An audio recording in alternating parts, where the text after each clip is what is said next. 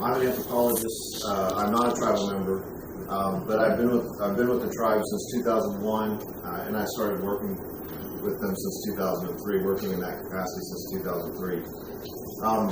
And one of the roles that I do as a historic preservation officer is I work with museums, cultural institutions, to repatriate, to get back human remains that are affiliated as Delaware. And I guess my primary role is to make that case. We have to make the case to the museum that these are Delaware. So we have been working with museums in Pennsylvania on several different sites, and it was over the course of about a decade or so doing that work, doing that repatriation work, that we finally made the case and we finally took possession of quite a number of human remains, approximately 70 individuals, and thousands of funerary objects that were associated with them. And what we'd like to do when we take back those remains is we'd like to rebury them. And we don't take them back and put them in our museum. We take them out of the museum to reinter the remains, to put them back where they should have been in the first place. And so in doing that, it's important to the Delaware tribe and other tribes I'll talk about in a minute. It's important to the tribes that those remains get put back as close as possible to the original interment spot. And so rather than bringing those remains to Oklahoma, where the Delaware tribe is headquartered today, the effort has been to try to find a place as close as possible to where they were originally interred. And so where this site is from is it's a Revolutionary War period site. It dates to the same time period as Schoenbrunn, and it's a village site in western Pennsylvania.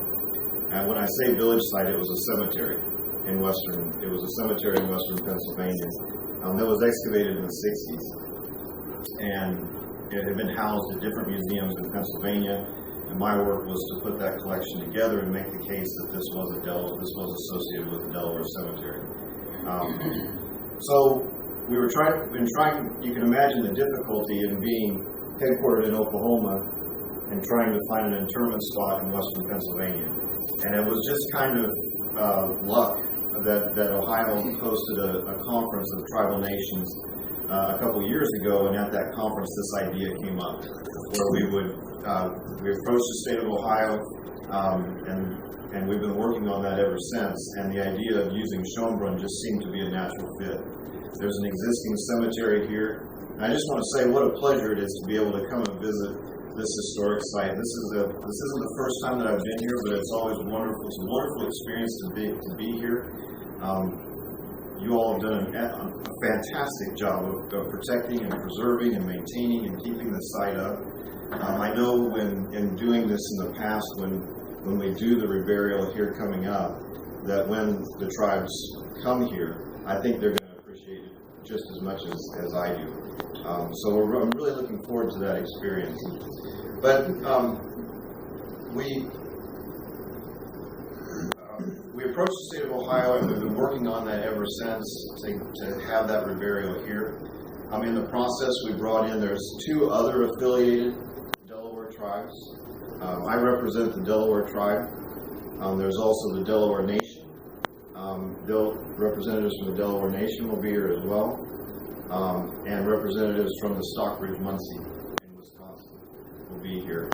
And our 3 tribes, when we do reburials, each one of us has projects that are our project that we take the lead on. But we keep the other tribes a part of that project. And so we do joint repatriations, where we jointly own the remains and we jointly reinter the remains.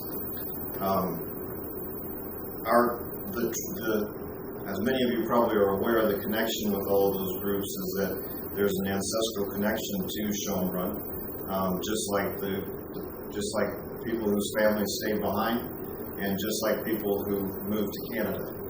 We invited the Canadian tribes as well. We're not sure if they'll be attending, But it should be a wonderful occasion where we have the burial, all the tribes coming back together to do that burial, and all the tribes coming back to do that burial in October. We're really excited about this opportunity, and we're excited about the tribes never forgot Schoenbrunn, and they never forgot Unaidu. They never forgotten Ohio.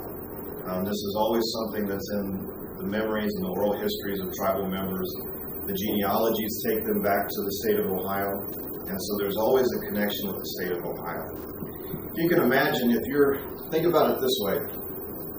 If you're of European descent, and even those of you who aren't, I imagine to some extent we all have some type of European descent. And think about how special it is for us to be able to travel back to Europe and to see these places that we've only heard about, we've only read about.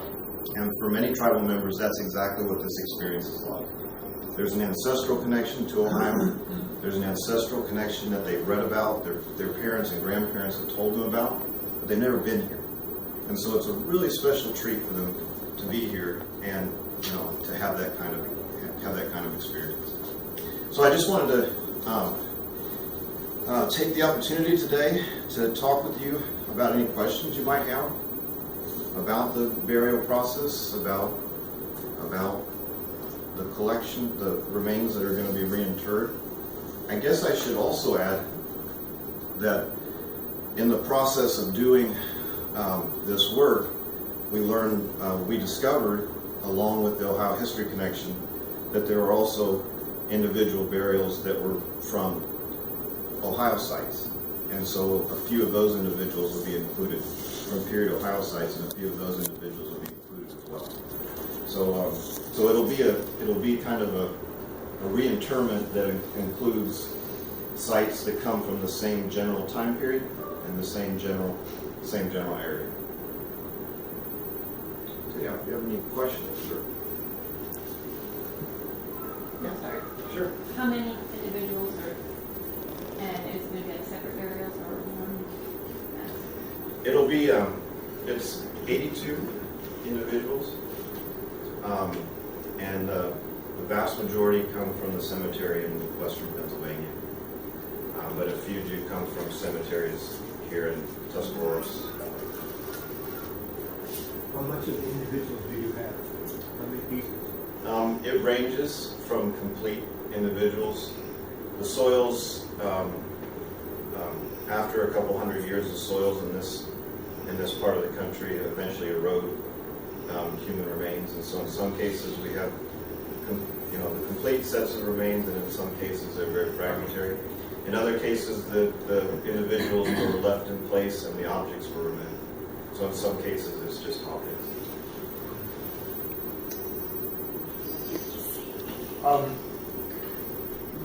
Are they going to put a fence around the graveyard here once they get that done?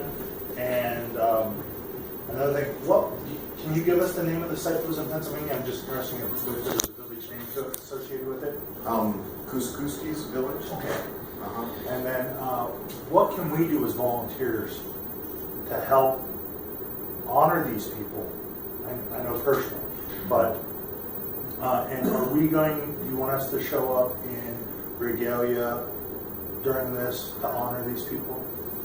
Well, we would ask that, with this many people that know, I know it's difficult to keep this under wraps, but this is this needs to be treated like a funeral, exactly like you're saying. And just like a funeral, funerals are things that are family events, they're things that are private. Afterwards, the cemetery space can tell us a story, and I can talk a little bit about that. But the actual ceremony is going to probably be confined to just the tribal members. Afterwards, though, the cemetery, we hope, is going to be, well, of course, the cemetery is going to be marked, and it's going to be a permanent part of not only the site, but the interpretive plan of Schoenbrunn. So there'll be a fence around the reburial or the relocated cemetery. We got into some specifics today about where the entrance is, and some specific items brought here.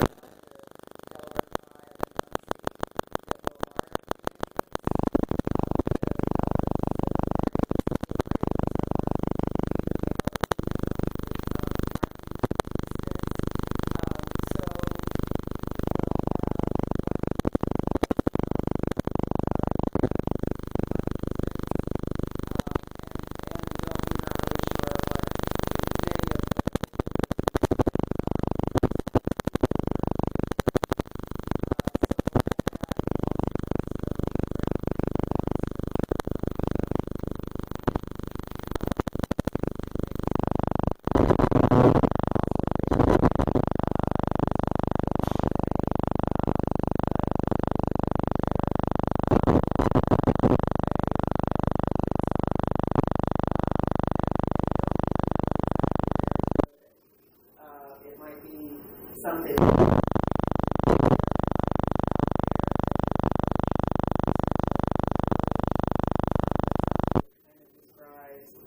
And we don't know exactly what it's going to be, but it would describe the relationship of these individuals to the village inhabitants that are here, and certainly the cemetery that we have already. You know, and I think just to add on to that, one of the things that really attracted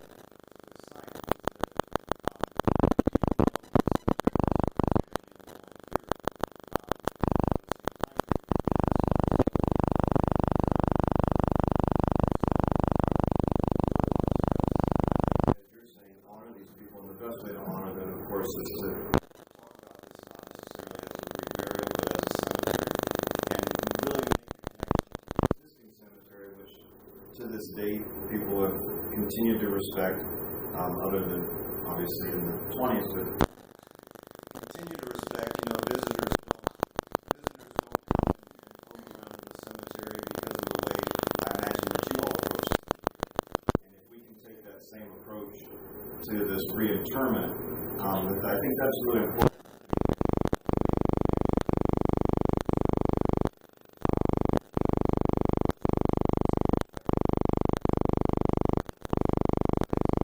So I think the question came up, there's times where the cemetery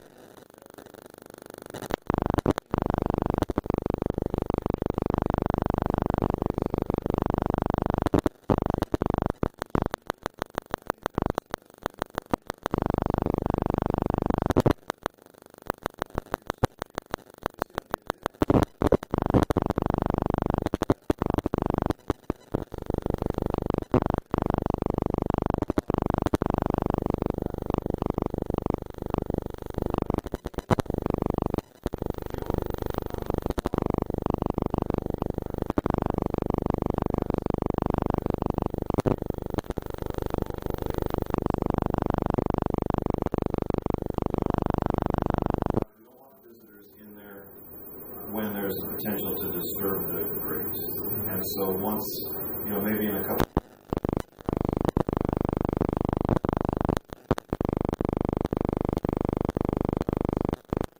I think that'll be something as we go along, you know. I look at this is going to be the development of an ongoing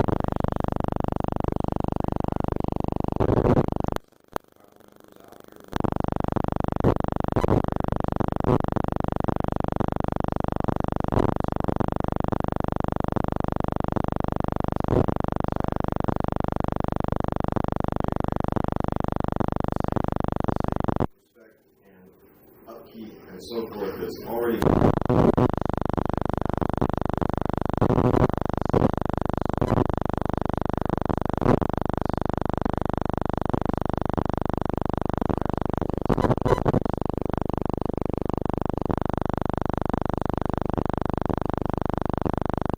I know there's some differences with how natives